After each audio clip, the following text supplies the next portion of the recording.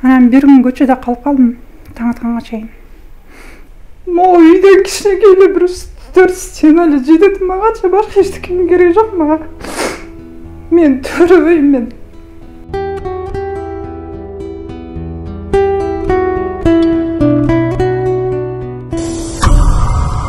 Assalamu alaikum жалпы жамаат. Биздин фонубуз дагы да уланууда. Кезектеги эжекебиз Эленора эжекебиз. Азыркы маалда Бишкек шаарында жашап жаткан.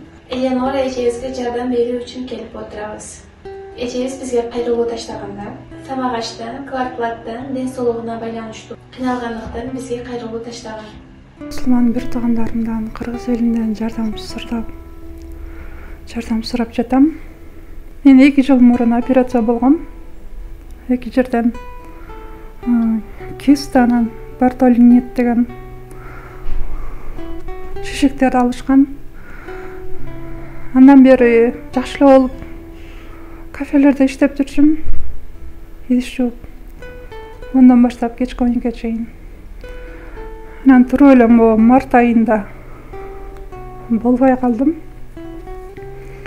Жумуштарга жакшы эле кирип аттым. Иштейин десем эле такыр иштей албай баштадым.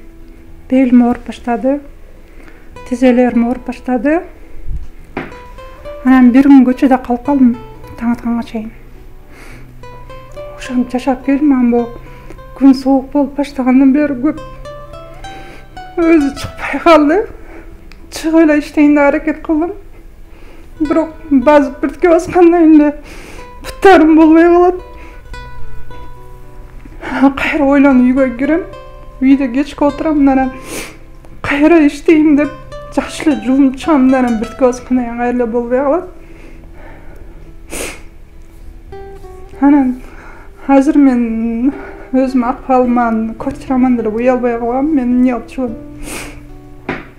Жайды жайлатам, эме болуп келдим мен.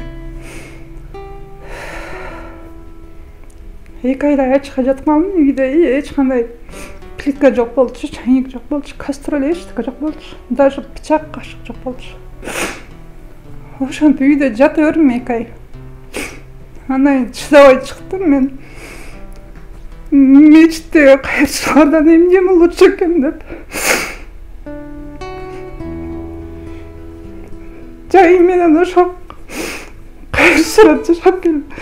Күндө чыккан жокмун мен. 2 күндө бир эле жол барып, 200 сом болсо ошо менен окурсам да болуп келет деп эле чыгам.